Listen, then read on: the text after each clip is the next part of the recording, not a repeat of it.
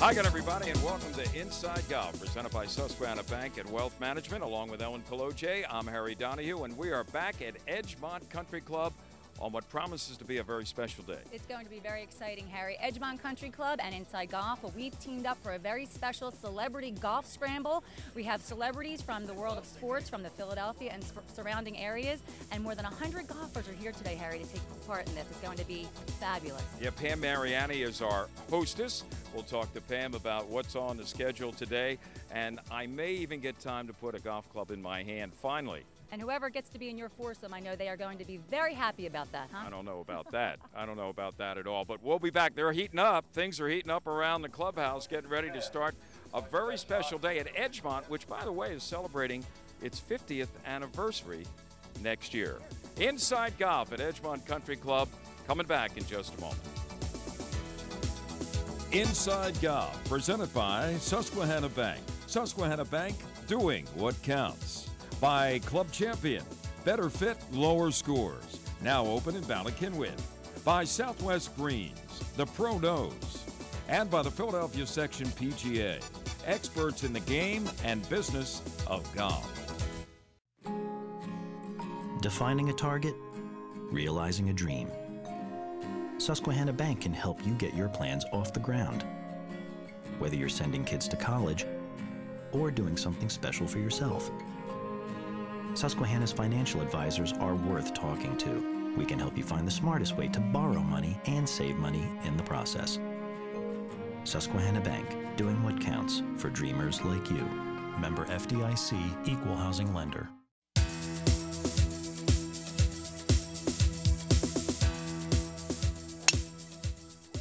Welcome back to Inside Golf, presented by Susquehanna Bank and Wealth Management. We are at Edgemont Country Club, and this is Pam Mariani, who is the face of Edgemont Country Club. Your father was the developer who started the whole thing almost 50 years ago. We'll get into that a little bit later. But Pam, it's your baby here, right? It certainly is, and it's wonderful to have Inside Golf and you back, Harry, participating today. It's just a great event. It is, and we have some celebrities out here. These carts are all going to be filled. Guys are going to be going out and enjoying the day. It looks like we're going to be rain-free. Tell us about Edgemont and how it's evolved over the past 50 years. Well, one story I really like to tell is that there was a group of investors back in the late 50s that founded this beautiful property, and my dad had just moved up from Ardmore with his construction company, and he moved to media, and they came knocking on his door. At that point, my father said, no way do I ever want to be involved. No, no, no. And the gentleman, one of the head investor, Tiny Padone, who was the Overbrook Country Club head pro at the time, he stood right where this first tee is today and hit a golf ball, and my father followed him in a bulldozer. So that's how the whole course was really developed and designed. Yes. Did your father play golf before that? Absolutely not. It wasn't until years later that he even took it up. But with Tiny's knowledge and respect of the game of golf, and my father's respect and knowledge of the land and the ground, that it was a wonderful marriage. And a lot of people have come through these doors, including some famous ones like Ed Doherty, who still considers Edgemont his home. Yeah, he got out of the Vietnam War and began working here, in the pro shop, right? Oh, yeah, very much so. Bob Oak was here as well with Hope for the Blind, which is very unique. Back in 1967, that was Tiny's baby. Let's talk a little bit. I know it's still in the planning stages, but 50 years next year, 1963 to 2013. So it's going to be a special time. Very, very much so. We're not going to let out any secrets just yet, but we do have some wonderful things planned. And just because you think you're a celebrity doesn't make you one. And just because you are one doesn't mean you are either, by the way. Craig, you're our host today, along with Pam. Tell us a little bit about Edgemont Country Club. For instance, give us a description of maybe 4 of your favorite holes out here. Well, there's a few holes that are unique in that they offer the golfer some decisions. I like holes that give you a choice, maybe a risk-reward. Like number 7, for example, is a par 5 that you can play conservatively, straight out a couple hundred yards, another 150 or 200 downhill, and then a wedge to the green. If you want to be aggressive, you can try to cut the corner with a driver or a 3-wood, try to knock it on the green, flirting with the OB and the water that's near the green to have a shot at getting on the green and making an eagle. I've seen scores go from 3 to 14 on that hole in tournament. So these guys that are really trying to score, and they still make 14. So it's high risk, high reward. That's correct, yes. Another one that's along the same lines would be number 12. It's a very short par 4, probably measures on the card about 300 yards, but it's a little bit of a dog leg, so it's probably more like 280 as the crow flies. But there are trees that guard the green and OB directly left of the green, so some of the bigger hitters will try to knock it on the green and have another eagle putt. But if they don't succeed, then they're OB and they're making 5s, 6s, 7s, who knows. But conservative players, a couple hundred yards off the tee and then a little flip wedge in and maybe make a birdie, but easy par tees. And how about a final signature? I guess staying on the theme of risk reward, I would say number 1. It's 300 yards, a little bit downhill, so it's tempting for guys who think they can hit it that far. Not as many guys can hit it as far as they think they do, but they try. But there's a water hazard just to the right of it and over the green, a little bit of OB to the left. But if you can knock it, I've seen guys knock it on before and have an eagle putt, and I've seen guys that are really good golfers make 8 there. So it's another risk reward. In general, when you look around, it's heavily wooded, the golf course, but it seems to have ample fairway width. And how would you describe the greens? You know, we're used to today's modern golf courses, huge greens with the opportunities for several pin placements. How about here at Edgemont? We have a kind of a blend. We have most of them are pretty generous in size, and they're not ridiculously undulating. There's some slope and a little bit of character. Most of them are pretty good size, particularly the longer par 4s in the back. The greens are pretty big, hitting longer shots in. They're designed to be that way for a reason. The shorter holes, the greens aren't quite as big, have a little more character because that's their defense. How'd you set up the course today in terms of the tee boxes? People going to have some fun? We made it really difficult. We put the holes in the greens. Attaboy, Gary.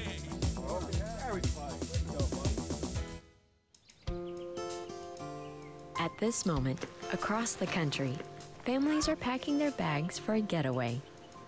And no matter where they end up, they'll all be home by dinner. Plan your own at playgolfamerica.com. From finding fun and affordable programs to finding advice from PGA and LPGA professionals, playgolfamerica.com has a way for you to get away. Visit today for details. playgolfamerica.com, your link to the game.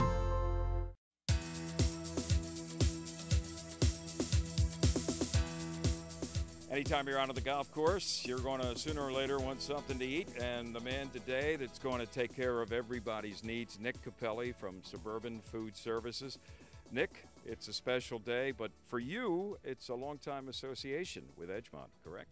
Yes, sir. My dad and my uncle were both charter members here since 1963, and we're very good friends with Pam's family from the get-go. We've had the food truck since 1948. We originated in Narberth, found our home in Havertown for 41 years, and most recently for the last 10 years in Concordville, Pennsylvania. Well, you got a variety of things on the menu, hot and cold. Why don't you give us an idea what is in store for these hungry golfers today? Today we have some nice chicken parmesan. We have meatball with mozzarella. We have the Philly-style cheesesteak. Around the side here, we have some fresh-made Italian hoagies with all the traditional Italian meats. So you're covering all the ethnic bases here. Yep. We have ham and cheese, tuna, salad sandwiches. We have the Tasty Cake line, Hostess line for snacks, Mrs. Freshly's, and the Frito-Lay line for chips. Well, let me tell you, folks, nobody is going hungry today thanks to Nick. Nick, thanks for giving us an idea what's going on. Hit him straight today. Familiar face, Rich Cote. Well, you're wearing at least a green golf hat, Rich. Well, my skin doctor tells me to do that. Okay. Yeah. Now, you go back with a fellow who's also been associated with Edgemont for a long time. Tell us the story. Al Balukas. Yeah. Al, I didn't know this until I came over to Edgemont. We used to be at Westchester University for training camp. And I came here and introduced myself to him. I found out we grew up within blocks of each other, and we've been very close ever since. We had a regular sort of golf game every Saturday and Sunday morning at 6 o'clock in the morning. We were the first ones off. And we had like 20 guys just show up at 6 o'clock, and Mr. Kotite walked in one day and during the day, and I said, we play every Saturday and Sunday at 6 o'clock. Come out and play with us. And he's a good golfer. And he ended up playing with us, because he had to be back to training camp like at 12, and he loved that. He was done at 9:30, We played in like 3.5 hours. And he's a good golfer, and down there in the 70s, and we had a good time. So, and the connection of me growing up in Brooklyn and him growing Bay Ridge, right where he was born. He lives in Staten Island now. And we hit it off pretty good. Well, no, I know you play a lot of golf. Good hand-eye coordination, obviously. You play professional football, golf. But you were, I don't know how many people know this, you were a pretty good amateur boxer in your day, too, right? In fact, didn't you train against the King of Kings? Exactly. I went to the University of Miami, and I won the heavyweight boxing championship. And Angelo Dundee, a dear friend of my father and myself, and he trained me. And for 3 months, I sparred with at the time, Cassius Clay, Willie Pastrana, all of them. I was brought up in the gym. Wow, you came a long way from 13. I did. It really helped me, you know. It's when I played football, I used to, in the off season, go and spar in Gleason's gym in Manhattan instead of everyone's lifting weights. But I enjoyed it, and I was very lucky. At the time, it was tough for a kid to get on the subway and go to New York on a Friday evening and you know, and get the hell knocked out of you. On the course, we caught up with some other familiar faces. You know, I don't get a chance to play as much as I would like to, but when I do play, it's in scrambles like this. But to have a day like today is wonderful. Golfing with a great group of guys. Can't ask for anything more. Having a good time. These guys seem like they're all having a great time. It seems like a good bunch of people, as you said. Yes, it is. I got some good golfers, and they pretty much carry me right now, so which is good. So I like to have fun, and that's what we're doing. And what's your handicap? Me getting on the course. Well, it's a great time. It's a great opportunity for a lot of folks to be out here. Specifically me, I was invited. You know, I work for the United Way, and our goal is to help communities and people that live in those communities. So when Tony Leodora called and asked, of course, it was easy to make a decision to participate. How does it compare to you know, being out here as compared to when you played football? Well, football is a different game, but it is competitive when you get older and you can't play football anymore. This gets the juices going, and you get a lot of competition, and folks really enjoy playing golf, so it becomes a challenge for everyone. Anything down here, the ball's going to take off down this way. I put a tee in the ground right there. So, Mike, tell us how glad you are to be out today in this Celebrity Scramble. The sun is shining. The Yinglings are cold. My group's good. I don't know about me, but we're having fun. So where else would I rather be? I could be working. This is much better. And we got cigars from Aruba, Cuba through Aruba. Life is good. Whoa, you the man! Circle them all. That went deep in, buddy. Okay. I got it. Hit a shot like that, I should rake it. Okay. I'm not going to argue, right?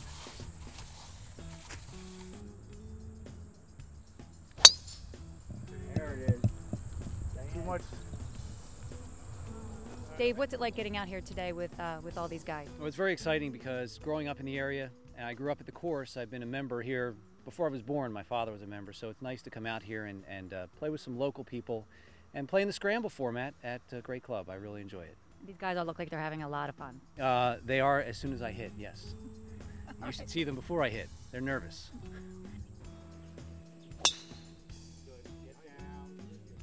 I love coming out here. I think it's a beautiful place, and obviously anytime I get to play with my dad is always a good time for me because I really enjoy his company. So I'm glad to be here. So Dee, what about this group you have here? I have an awesome foursome who is carrying me. That is true. I did get up and down to save par on our last hole. No, but great guys, good people. Welcome. They didn't like me on the first tee, and they were like, "We got the girl," but now they like me.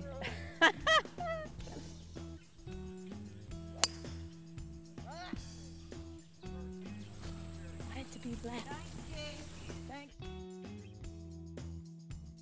And at the end of the day, the golfers enjoyed a fabulous buffet provided by Luigi and Giovanni Caterers. Salads, hors d'oeuvres, and who can resist a cannoli? All right, we've been waiting for this all day long. Tony Leodora has been here on number 10. We're waiting. Tony, what's the deal here?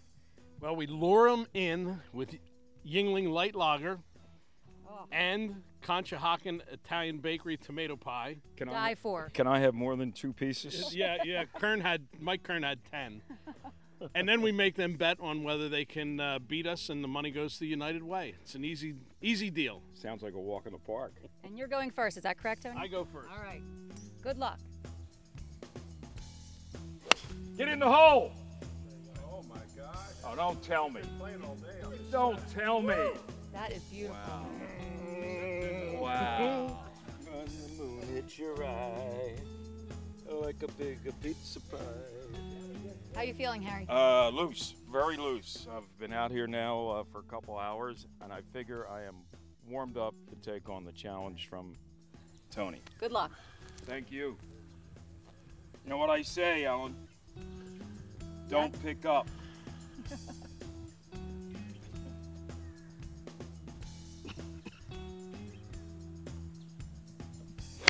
Oh no. I don't know about that one, Harry. What do you think? What happened there? Well, I'm a little disappointed. I thought I was going to get it a little closer to the hole. I did get distracted by somebody coughing in my backswing, but it's a gentleman's game, and that's a rub of the green, Tony. Right. And congratulations. Thank you, and I'm going to celebrate. Whoa. Oh boy. Not been a cold one there. With the cold one. Right. To the winner goes the spoils and the Yingling. Thank you, guys, and we'll see if they do any better on Teed Off. That's coming up next on Inside Golf, presented by Susquehanna Bank and Wealth Management. If 5 friends are having a light beer and they all put their drinks down in the same place, how long will it take to find the Yingling Light Lager? About that long. Because the rich amber color of Yingling Light Lager makes it stand out from the rest. The true lager flavor, however, makes it disappear. 99 calories, 100% authentic lager. Yingling Light Lager, from America's oldest brewery. Rethink your light beer. Guests of Inside Golf enjoy dining at Sin Sin, the popular Asian fusion restaurant located on Germantown Avenue in the heart of scenic Chestnut Hill. And now it's time for Teed Off, brought to you by Yingling, America's oldest brewery. I guarantee you, I would bet anything he would not have won. Welcome back Inside Golf, presented by Susquehanna Bank and Wealth Management, continues with our Teed Off panel today from the Steppies Garden Grill, right outside of Steppies in East Narden, adjacent to Facenda Whitaker Lanes, right on Swede Road. Great spot. Summertime dining and having a cold one doesn't get any better than Steppies. Our panel today includes Joe Logan. Joe, of course, from myphillygolf.com. Mike Dinda is the head of golf instruction at Bluebell Country Club, also the coach at Drexel University. And from Golf Talk Live every Saturday morning, WNTP 990 AM, Tony Leodora. Joe, recently the British Open saw another almost tragic ending. This tournament, among the majors, has had more than its share of tragedies on the final day. Down the stretch, Adam Scott collapsed. 4 straight bogeys to end the round when all he had to do was have 3, and he would have gotten into a playoff. Instead, he loses. We saw Van der Velde. We saw Watson one year. What is it about the British Open that brings to mind these monumental stories? Well, you're forgetting monumental collapses in other tournaments as well. Remember Rory McIlroy at the Masters a year or 2 ago. Remember Greg Norman at the Masters in '96. Yeah. So there are other collapses. It's just condensed, though. We've got a recent history in the Open where the last 10 years. But also, you've got to credit Ernie Els with a heck of a final round. I mean, he certainly was aided by Adam Scott's 4 closing bogeys, but that was not as ugly as other collapses like Van der Velde in '99. But you're right. It's well, Mike, let's bring you in here as a golf professional. I don't know if you've played any of the courses. Does it have something to do with the rotation of courses that the British Open has, or you would think that would be more familiar to a lot of these guys? I'm going to argue, and Joe made a good point, I'm going to argue that it was not a collapse. Okay. I would say Van der Velde Norman Van der Velde had a lot of bad luck, bad decisions, and it just happened to paramount on the last hole. I thought Adam Scott played beautifully all week. Unfortunately, he made 4 bogeys. I think back as a player, and not that I'm any good, I'm sitting here with you guys in Norristown, or East Norton, Steppies. Anyway, back to my 19th stadium. I was leading, and all of a sudden you start getting out of the present and into the future. And I don't know what happens to these guys because I'm not in their shoes, but well, I mean, I covered you that talk about. Yes, you did. Let me I ask you covered this: the 18th hole, the final hole. Scott has a chance if he pars the hole to go into a playoff. Yep. He hits driver right into one of the 8 bunkers on the Freeway, fair. I think. What about course management there? I mean, that was similar to what Vandervelt did at 18 when he blew it. I thought about that a lot, and I watched that because I love watching majors in the morning because I'm a morning guy. Could Stevie have had a better handle on that? I don't know, the caddy, but the player is the ultimate judge. Yeah. You know that. Sure. When Woosnam blamed the caddy for the 15th club, that was Woosnam's fault, not the caddy's fault. Okay. But Tony, you want to jump in here? Yeah, all 4 of the examples in this condensed British Open thing are 4 different ones, though. Vandervelt was a train wreck. It was just, how could he lost his mind on that 18th hole. Greg Norman had the 54-hole lead and then shot 77 in the final round, and you could just tell that he just was not used to being in that situation at age 50 playing in the British Open. Tom Watson, the next year, blows it on the last hole. The nicest guy, Stuart Sink, wins and becomes a villain. Watson broke the hearts of golf fans around the world, including himself. And then Adam Scott allowed a very well-liked guy to win a tournament that I guarantee you, I would bet anything he would not have won if he was playing with Scott in the last group, because he wouldn't have made those last putts because Ernie's been sinking a little in the stretch run there. So it was 4 different circumstances, but they all happened in the British Open, and Joe. Watson, you can call it a collapse if you want. He did not hit a bad shot on the 18th. Bad break. He got a bad break. Horrible break. Yeah, went over the green. I wouldn't call it a bad break. I would call it adrenaline. Adrenaline, right. Hit that 8-iron so far. He said, I'm not going to hit 9. Right. I'm going to hit 8. 175, down breeze or whatever it was. Yep. Whatever it was. Adrenaline. All right, that's our look at the British Open and the troubles it presents to a lot of guys. Ellen is at the bar here at Steppies with a question for Tony Leodora on a similar note. Thank you very much, Harry. They're having a ball out here at the bar, and joining us now is Sam Marino from Plymouth Meeting. What is your question for Tony Leodora? My question is, since I just saw the collapse in the British Open, Adam Scott had a terrible time. Tony, what was your biggest collapse on the golf course? Well, it happened in Scotland, so it's fitting for the British Open at Turnberry on a gray day that got worse hole by hole by hole till the end. We're playing in sideways rain and howling wind. Our match comes down to the final hole, playing Ernie Martinelli from Plymouth Country Club on the final hole, and we went all the way through the entire hole and finally halved each other. It wasn't a collapse, with 14s on the last hole. 14? We each made a 4. Don't tell me you had a 10-footer for 14. We conceded putts for 14 on the hole. We couldn't get in. The wind. It was the worst weather I ever played in my life. And both extra That's points. the other concession. That's Yeah, going right. to do it for Teed Off. Inside Golf continues with more in just a moment.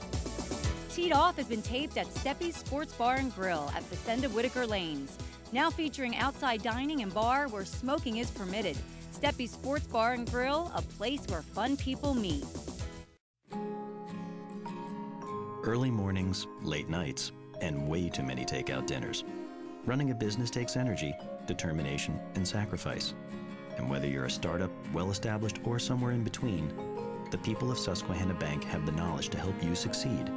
From cash management solutions to the benefits of local loan decisions, we help keep your business moving ahead. Susquehanna Bank, doing what counts for businesses like yours. Member FDIC.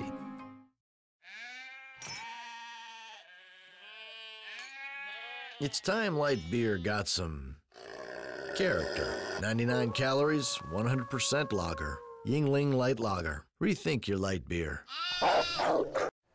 Hi, my name's Steve Harrow from Club Champion Philadelphia, a new club fitting studio located at 1 Presidential Boulevard here in Bala Cynwyd. The importance of a properly fit putter can save you valuable strokes each and every round. You may have seen some alternative putters such as belly putters and long putters showing up in tour players' bags as well as the bags of your friends over at your local club. Let's check in with the club fitting experts to talk a little bit more about these alternative putters.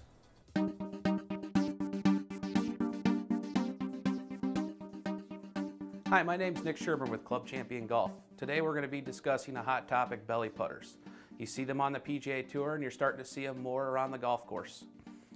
Why do you go to a belly putter? Most people go to a belly putter because they're not putting well, and that's a good enough reason. But it might also be that you're a good putter and you just want to get better. It provides an anchor point that you can repeat time and time again. Let's start with that anchor point. First is finding the proper belly putter is finding the proper length belly putter. How do you find the proper length belly putter? First, you need to find your position. Most people's position should be just left of their belly button or slightly higher than that point. From there, you need to figure out the length that not only touches that point, but then get your eyes, shoulders, and body in the proper position to hit the putt. A putter fitting can help you get to that point. Then from there, you want to decide on what head style you should be using. Through a putter fitting, you can decide on what kind of style putter you should be putting with. Most you're going to find are face balanced mallets, like the one I'm holding here. As you can see, when I balance it, the face shoots straight up in the air, and that's going to be good for some strokes, but not for all.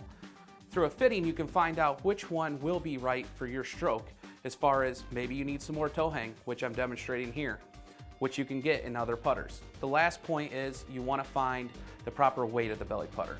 This is going to help you with your speed control and your stroke control. So some people need it a little bit lighter, some people need it a little heavier. Have someone help you find out which one that is. For more golf course tours, swing tips, and deals on greens fees, check out the new teeitupphilly.com. That's going to do it for this week's edition of Inside Golf, presented by Susquehanna Bank and Wealth Management. Did you have some fun today? We did, and we saw a lot of celebrities, a lot of good shots out there. A lot of bad shots? Oh, I'm just kidding. Not you, Harry. You never have a bad shot, right?